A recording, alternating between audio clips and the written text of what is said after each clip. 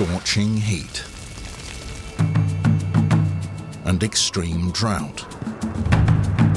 Far-flung places in bitter cold. Nature dishes out wild contrasts.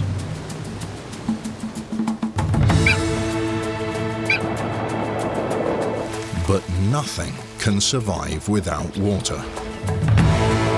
It determines where to live, what's on the menu, and how to raise the babies. Drought and flood dictate life or death. Specialization and adaptability, they're what it takes to endure life at the limits.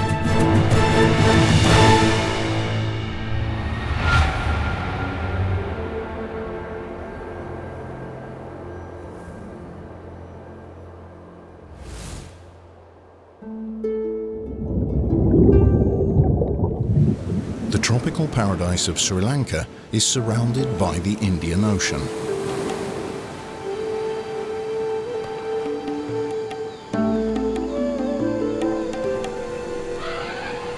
It is an island of water. Inland, thousands of natural lakes join tens of thousands of reservoirs and canals built to irrigate the fields more than 2,000 years ago.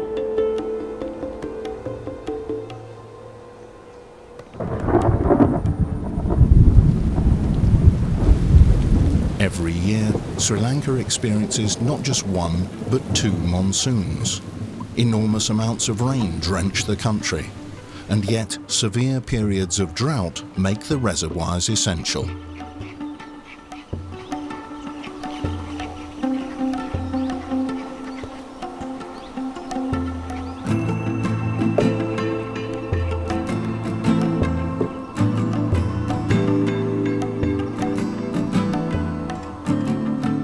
Would the people who built them have ever dreamed that their work would not only survive the millennia, but also help countless native animals survive?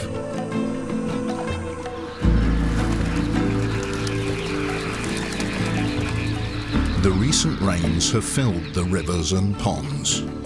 It's a time of plenty.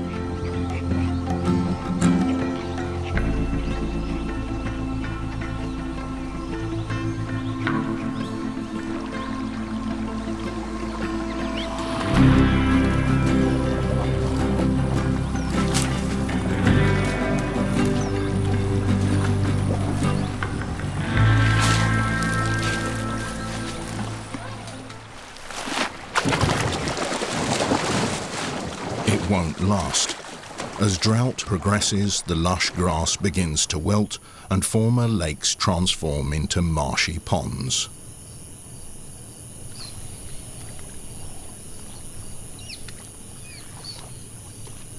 Mugger crocodiles wallow in the mud.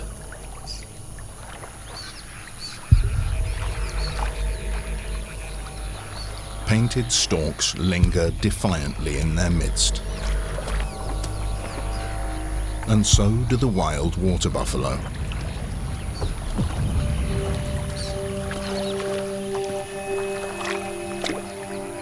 Is this neighborhood as peaceful as it seems?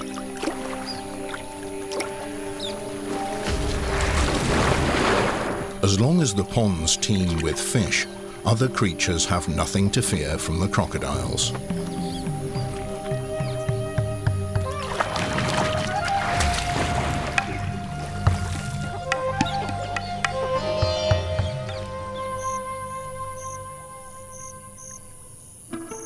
The sun now burns mercilessly from a cloudless sky. Food and drinking water grow scarce. The experienced matriarch leads her family on a search for fresh water.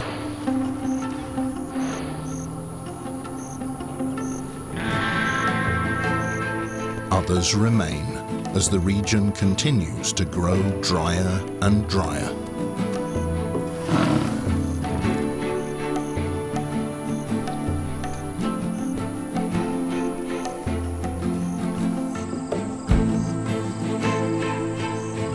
Sri Lanka's elephants have a long journey ahead.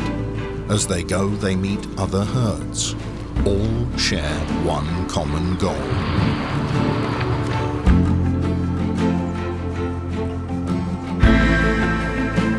A huge reservoir, 2,000 years old, built by the kings of a bygone age, now used by Sri Lanka's wildlife.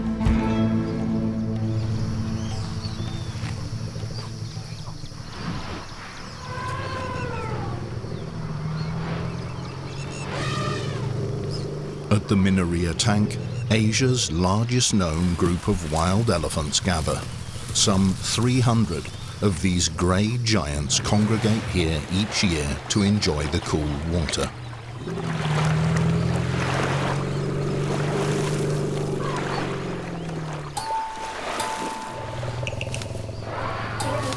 And to savour the fresh grass.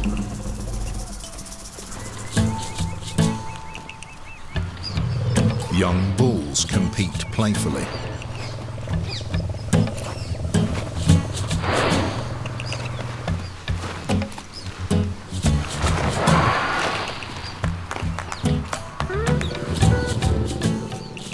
All in a landscape created by nature and shaped by man.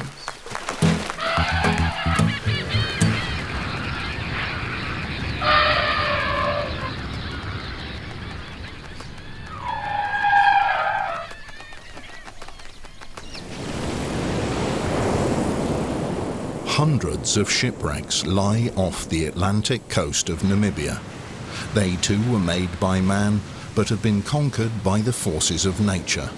They are witnesses to the wild and deadly power of the sea.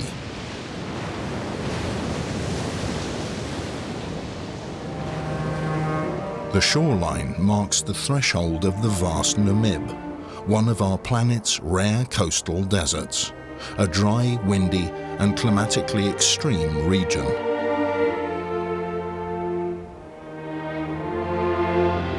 Although seemingly deserted, this place is home to a great number of creatures. But at temperatures of more than 35 degrees Celsius in the shade, life in the Namib isn't easy. And yet, the same ocean current that puts ships in harm's way also supplies this desert with water. From time to time, the trade wind carries humid coastal air inland.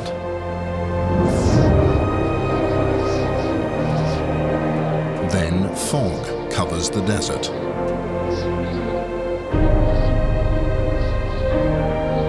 The mornings are cool, and humidity condenses on the plants.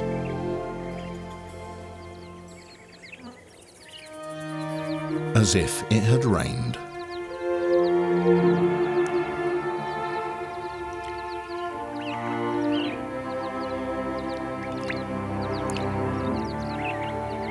Giraffes gracefully sip these rare, refreshing drops.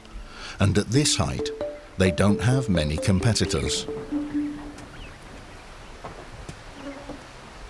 But that precious moisture won't last long. The giraffes will have to find another source of water in the middle of the seemingly powder-dry Namib. It's a struggle shared by many.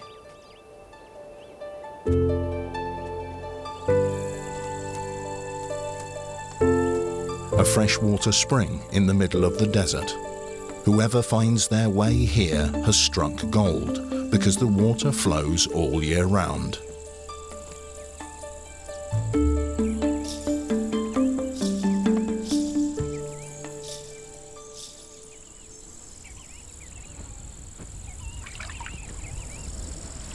Sand grouse travel as far as 60 kilometers in one day to get here.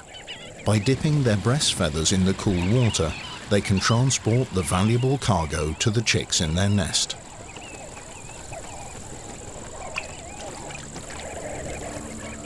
But where birds flock, predators lurk. The oasis is their hunting ground.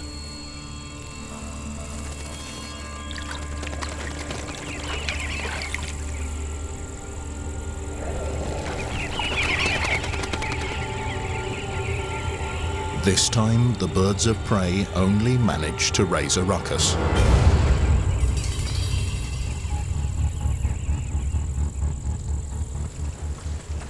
The giraffes rise above it.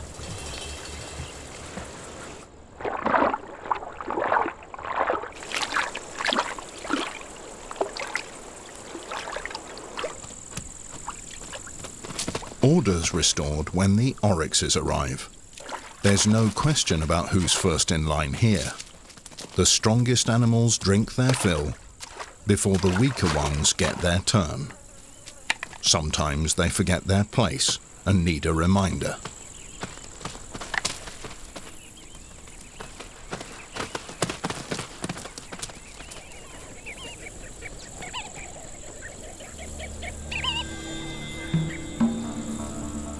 This hungry raptor has come for the food.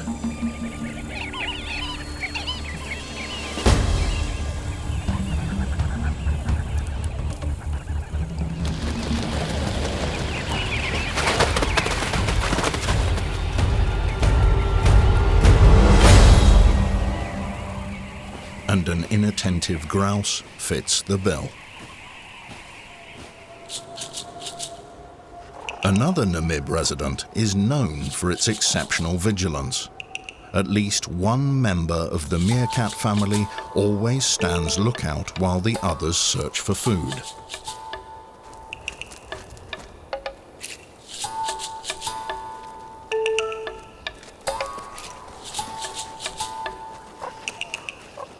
Safety, food and water are what it takes to survive.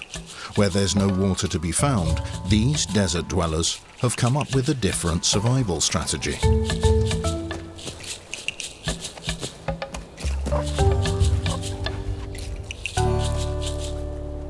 Luckily, maggots, beetles and scorpions have one crucial thing in common. They are extraordinarily juicy. The meerkat's search for this succulent food keeps them busy practically round the clock.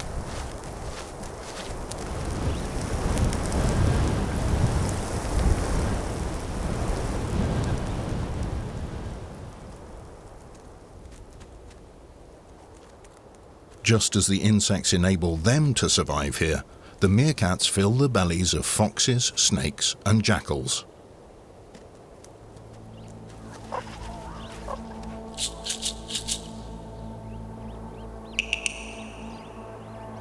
And they never let their guard down, because danger can come from anywhere.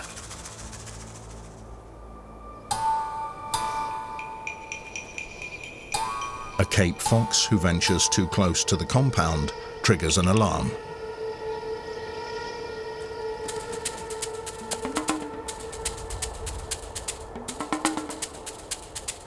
The family knows the drill and makes a speedy getaway.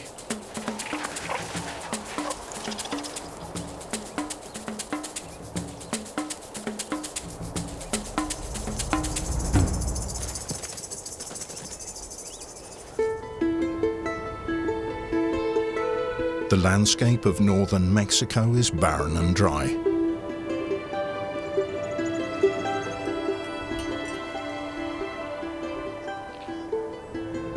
It's the home of the Tarahumara people, who have lived in the Copper Canyon region for hundreds of years.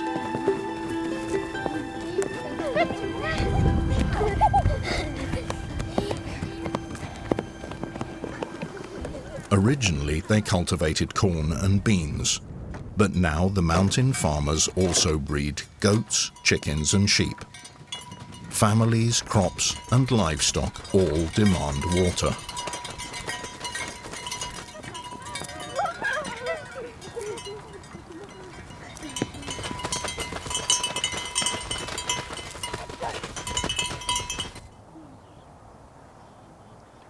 However, except during the rainy season, water is scarce here.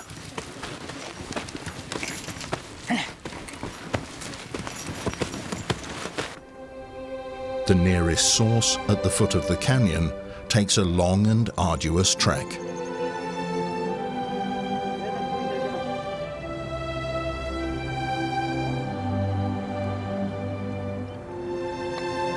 During dry periods, the Tarahumara make the descent twice a week to gather enough for the crops, the animals and the people.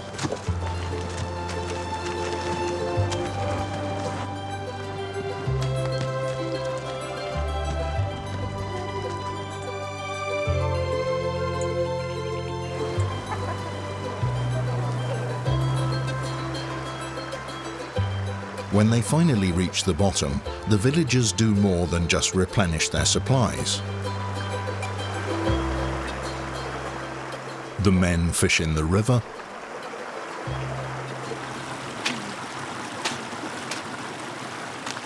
laundry gets washed,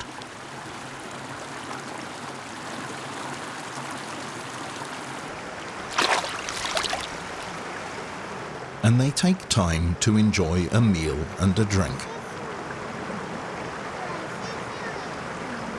Everyone collects as much water as they can carry up the steep ravine.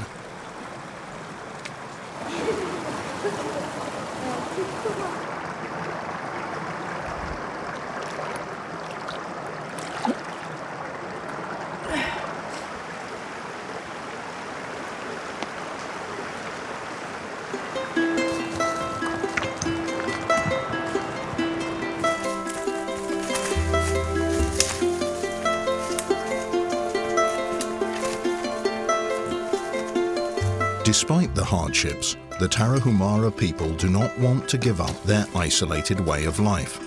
This is where their ancestors lived, and tradition is important to them.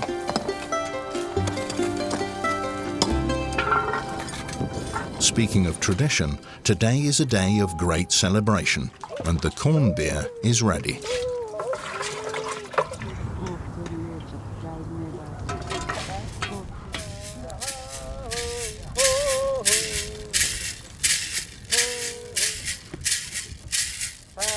The normally reserved Tarahumara celebrate, dance and sing. This is a day for everyone to have a good time.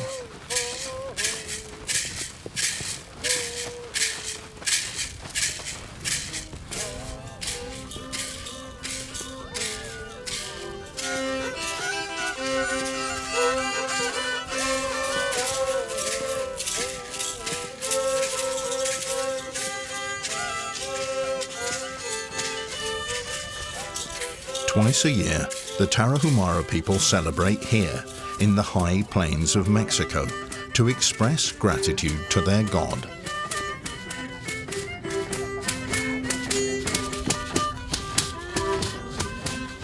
The festivities hold the hope that the celebration will also yield some much-needed rain.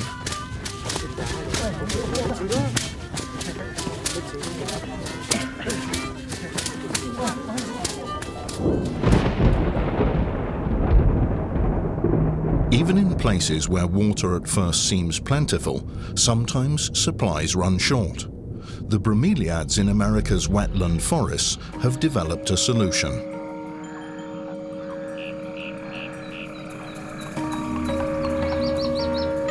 Thanks to their exposed location on the branches of tall trees, the plants absorb a great deal of sunlight, but their roots don't reach the ground, where most other plants get water and nutrients. To compensate, the leaves of many Bromeliad species form a well in the center of the plant. It fills with water when it rains, and also traps falling leaves that decompose and release nutrients for the plant.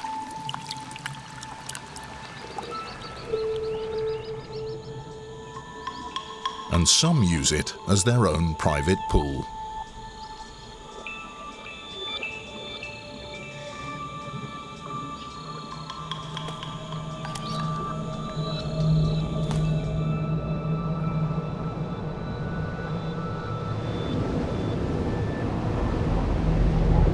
The long-awaited rain can be too much of a good thing. When violent storms sweep across North America, some plants are left to sink or swim.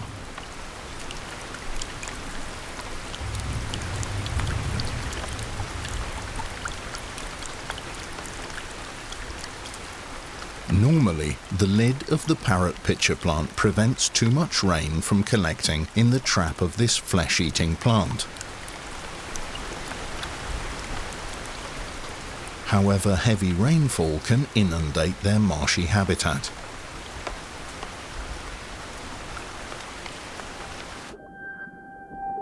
Even the lid can't prevent the plant from sinking. But drowning is not a death sentence, and the carnivorous plant won't starve underwater.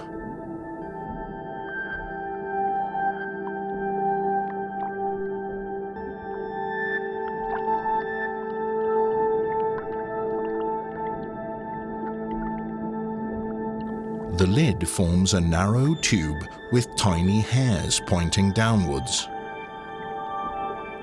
Tadpoles eat the layer of algae that forms on the submerged plant, but one wrong move can be the tadpole's last.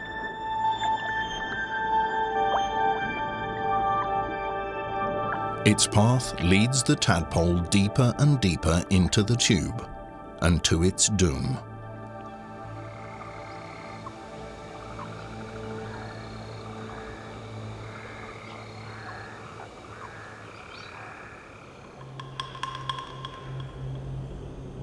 In the Amazon rainforest, many residents also have to adapt to a sudden overabundance of water.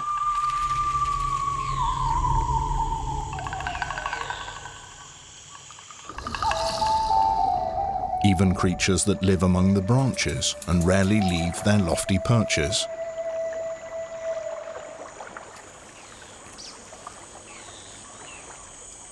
Three-toed sloths.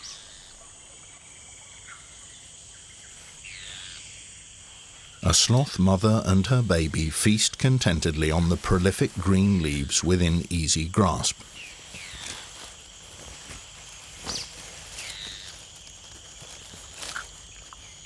The sloth's anatomy is optimized for a leisurely life in the treetops. On the ground, they seem a little awkward.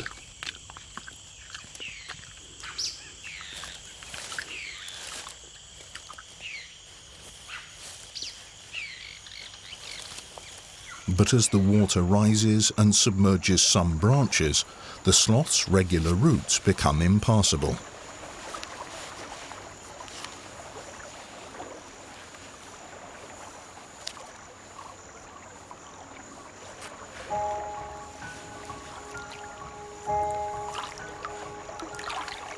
To reach the next juicy batch of leaves, the sloths have no choice. They'll have to swim.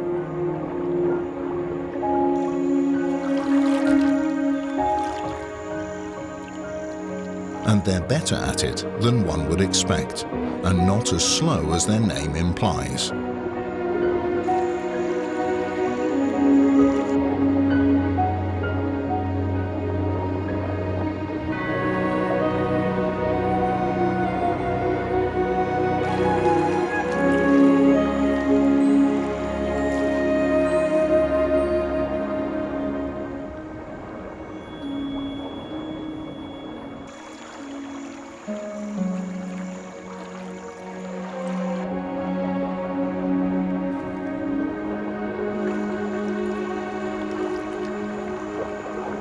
This nimble adult reaches the next tree with her baby safely in tow.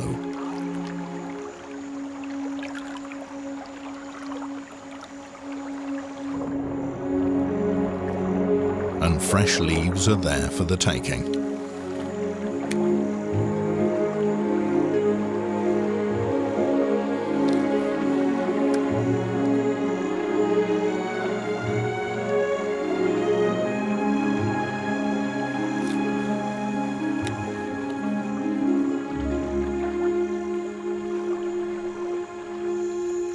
When the rainy season is over in the Brazilian Amazon, the water level, which temporarily transformed the rainforest into an oversized lake, sinks once more.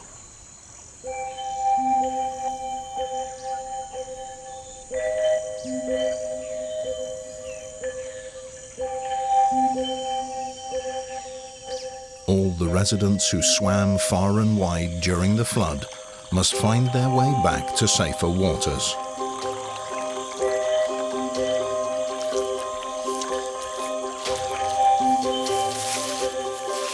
To this end, some fish perform a true feat of strength.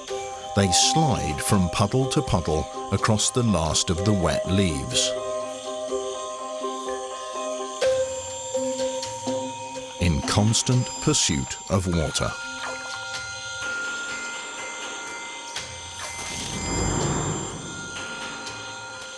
Some fish take it to extremes. They catapult themselves through the air with their powerful tail muscles as they race against the changing conditions.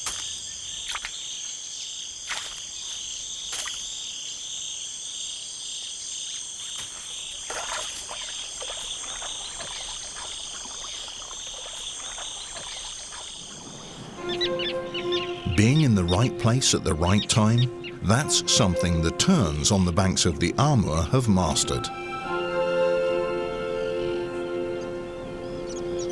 When the water level drops following the spring flood, countless sand islands poke out of the floodwaters.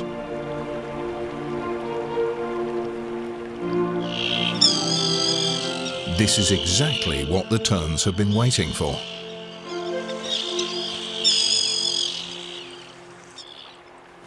Building a nest on these sand islands ensures that the eggs are well protected from wild boar, foxes, and raccoon dogs.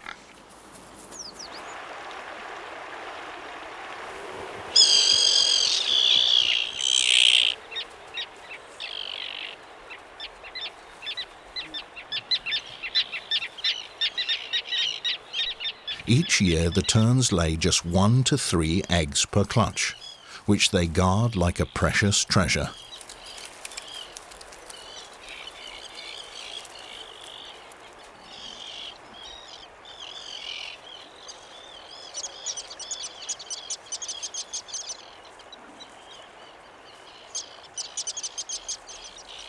But a sand island is no paradise.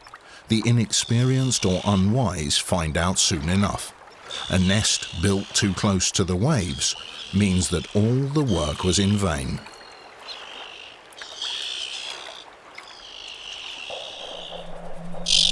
Freshly hatched chicks must learn quickly to walk and fly, because the next flood will inundate the sand island.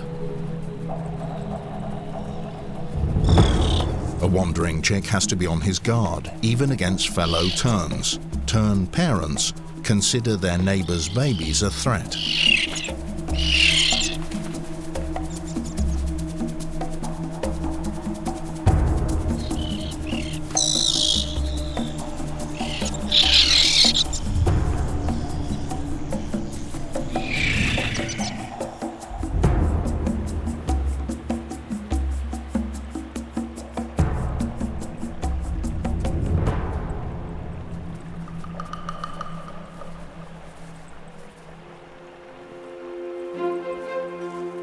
This chick is fortunate and survives the attack.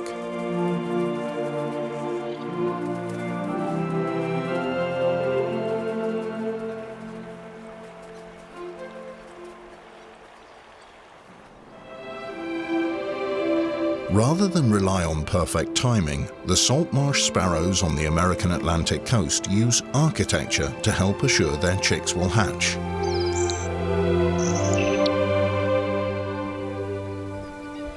Here in the salt marshes, water and land converge. Anyone who settles here has to contend with hazards from both.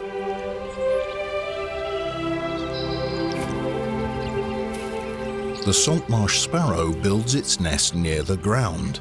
It hardly seems the ideal nesting place considering that the entire area is regularly flooded during high tide. On the other hand, the tall grass makes the nest virtually invisible to predators.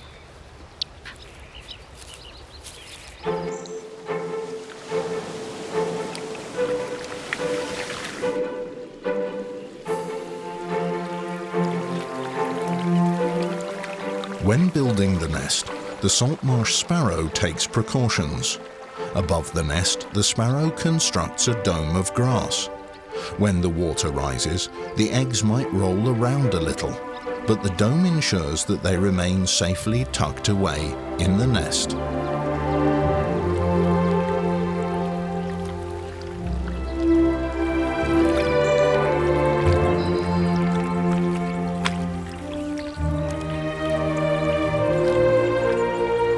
After the flood, the mother warms the eggs up again, and soon she has a brood of squeaking chicks to look after.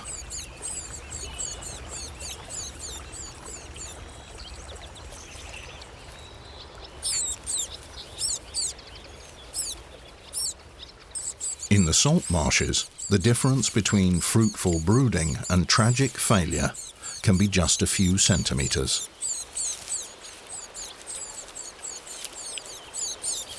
But the price of success is immeasurable.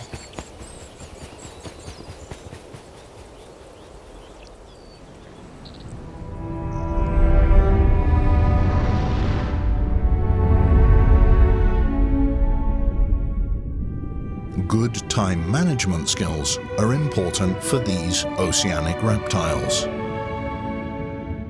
Sea turtles.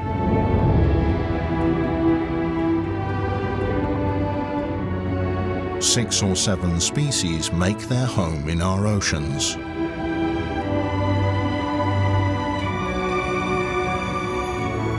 They spend most of their lives in the water and travel enormous distances every year.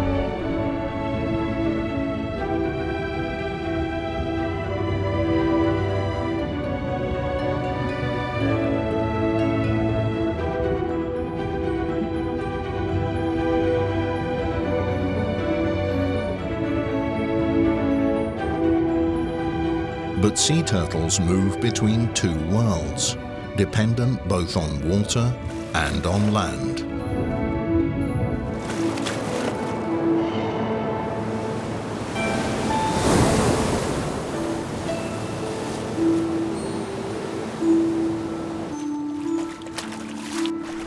Regardless of species, every female sea turtle lays her eggs on the same beach where she hatched.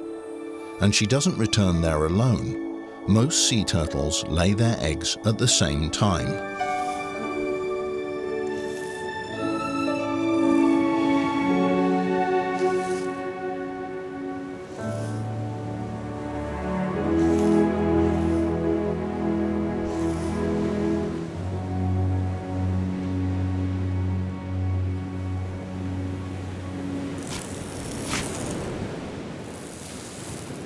Once the perfect spot has been found, the turtle uses her flippers to dig a deep pit in which she'll lay dozens of soft-shelled eggs.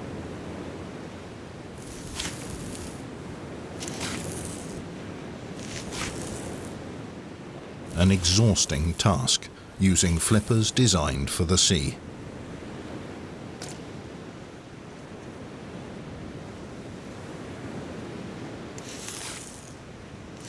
Once her eggs are well hidden in the sand, where they'll be warmed by the sun, she returns to the sea. The hard work is done, and she'll never see the result of her labors.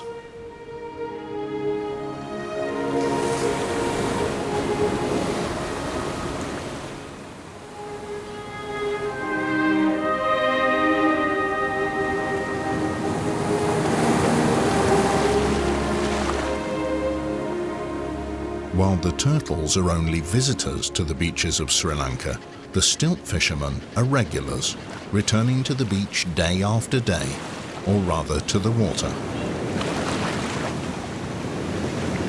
Their fishing technique is about 70 years old. It began when the fishing spots on the rocks became overcrowded. The fishermen moved closer to the fish and right into the sea.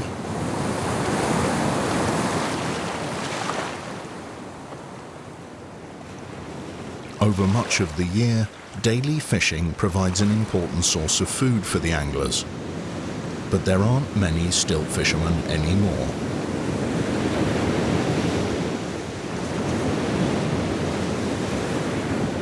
The last remaining ones perch for hours, day in and day out, at sunrise and sunset, in this place so unusual for humans and so indisputably extreme.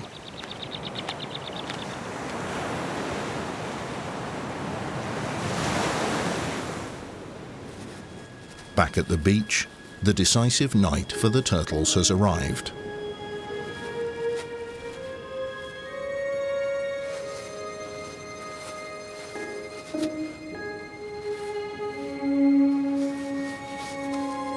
Since an entire generation of sea turtles hatches almost simultaneously, the beach will soon be swarming with activity.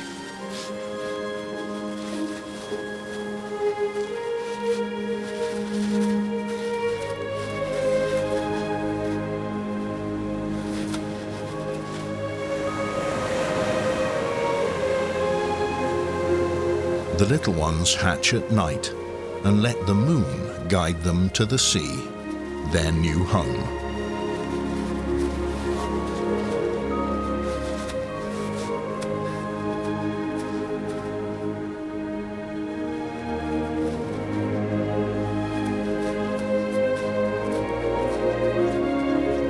Nocturnal hatching means a better chance of survival for the young turtles.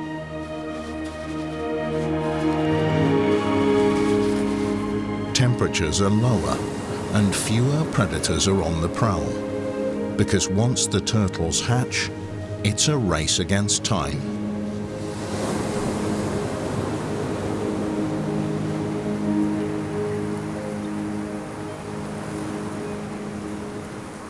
Hunters are sure to appear first thing in the morning, looking to turn a little turtle into the perfect breakfast treat.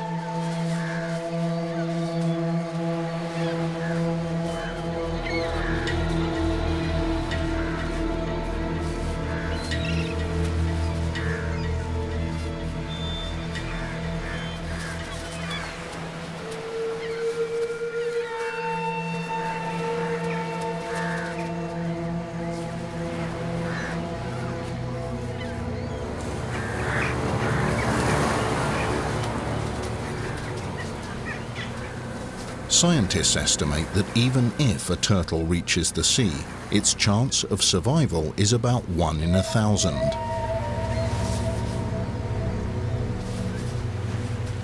But every single hatchling provides hope for its endangered species.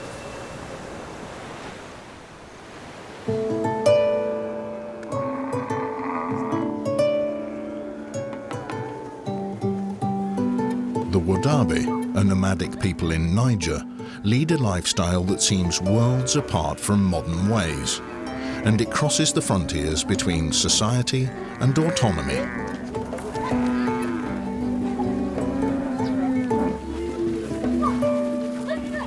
With their livestock, their most important possession, and all their belongings, the Wodaabe live constantly on the move.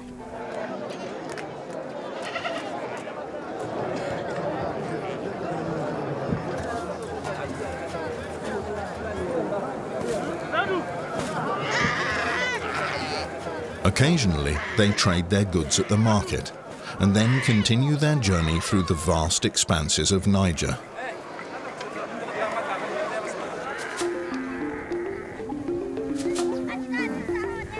But even nomads don't lead a completely self-sufficient existence. It's not always easy to get water in Niger, especially during the dry season. For the Wodaabe, everything revolves around the welfare of the herd, and for this, they need plenty of water.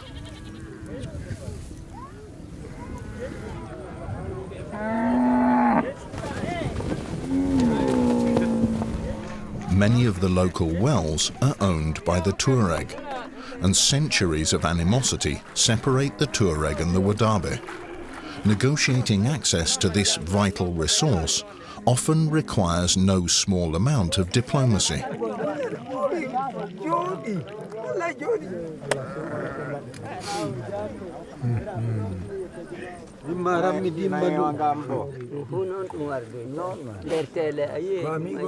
Success. The Wodaabe have permission to use the well.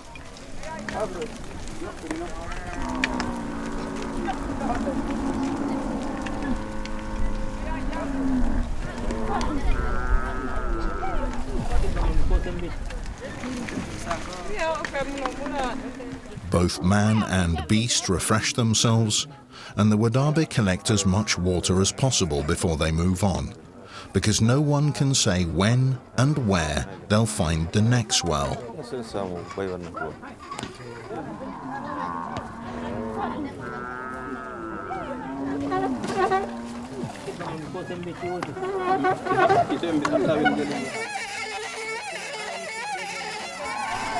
Although the nomadic life isn't easy, the Wodaabe have no desire to settle down.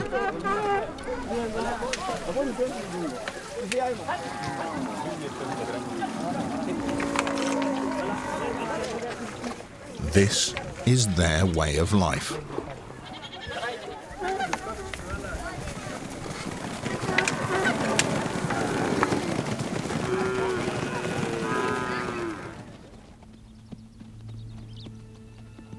The zebra in the dry zone of Botswana, the Makadikadi, are the nomads of the desert. Thousands of years ago, a huge lake covered the region. When it dried up, it left giant salt deserts. Thousands of zebra inhabit this barren landscape. Not until the next rainy season, when enough nourishing grass finally grows, will the zebra mares give birth here.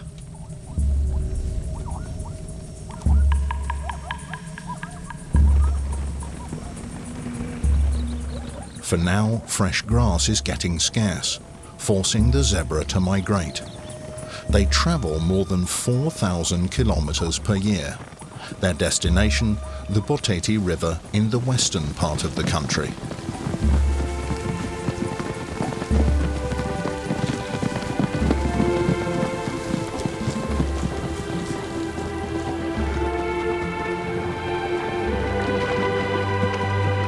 The fresh water offers a welcome change after days of drought and salty tufts of grass.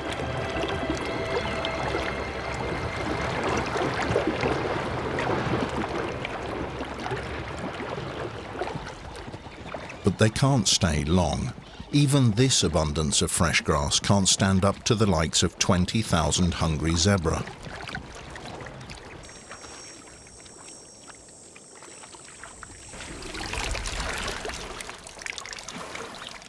And the overgrown riverbanks hide threats.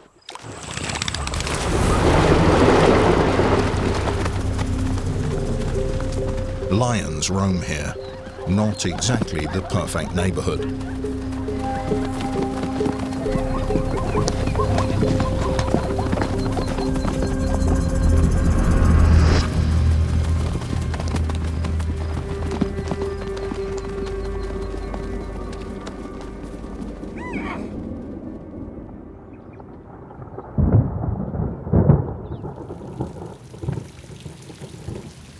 As soon as the rainy season arrives, the zebra will return to the salt desert.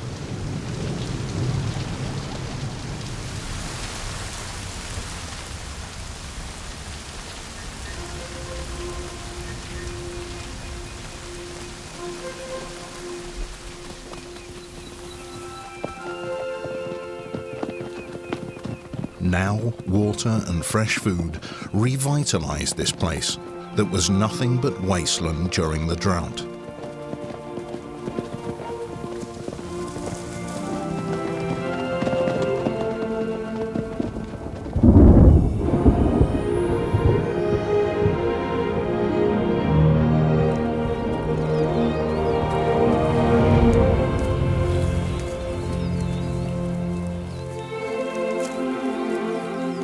Back in the Makadikadi, the circle of life comes around, welcoming a new generation of zebra.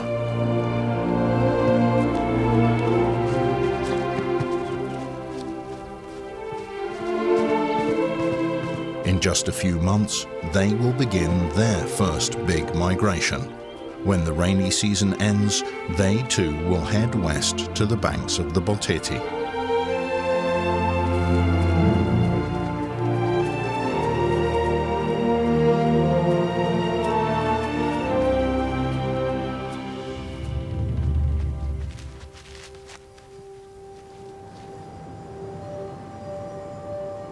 The dunes of Lensois, encompassing 1,500 square kilometers in northeastern Brazil. Even in this place, there is life, though sometimes well hidden.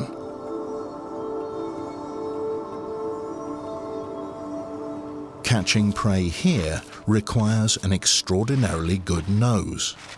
The armadillo can sniff out prey buried 20 centimeters deep in the sand.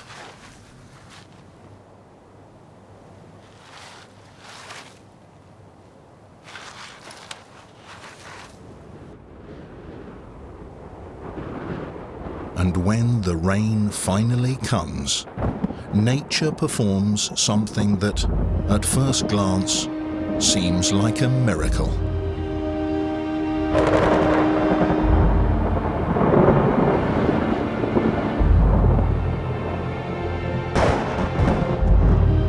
The rainfall causes the groundwater level to rise.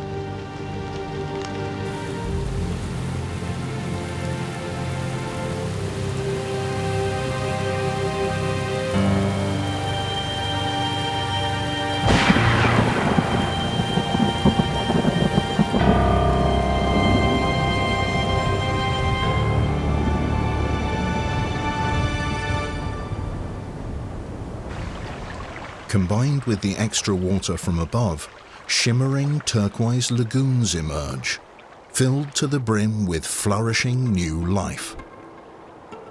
Insects and even fish populate the pools, which just hours before did not even exist.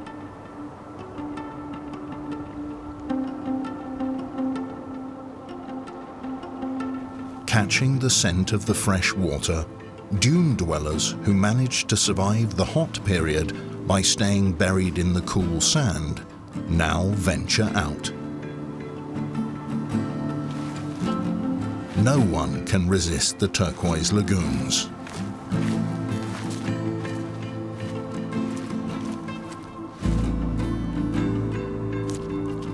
Time to wake up.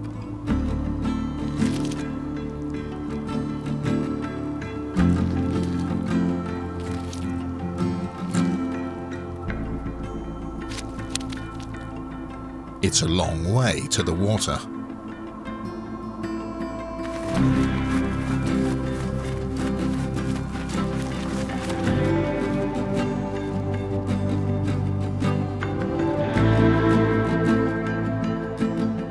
Just one more reason to hurry.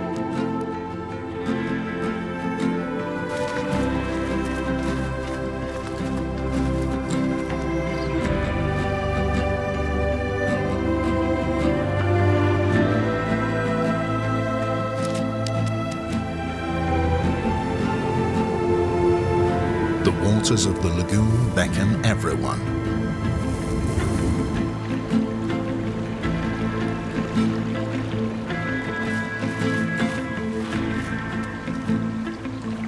Finally, they make it.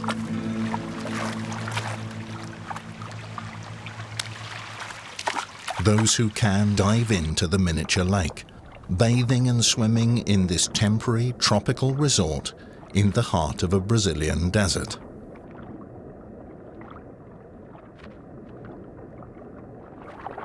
They'll enjoy it while they can, before it disappears.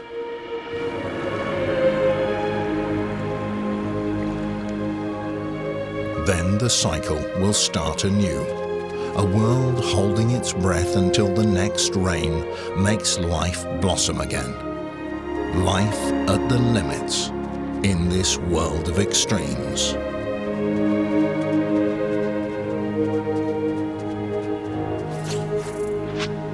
Thank you for watching. Please like, share, and subscribe to the Tarahumara channel so you don't miss our next documentary.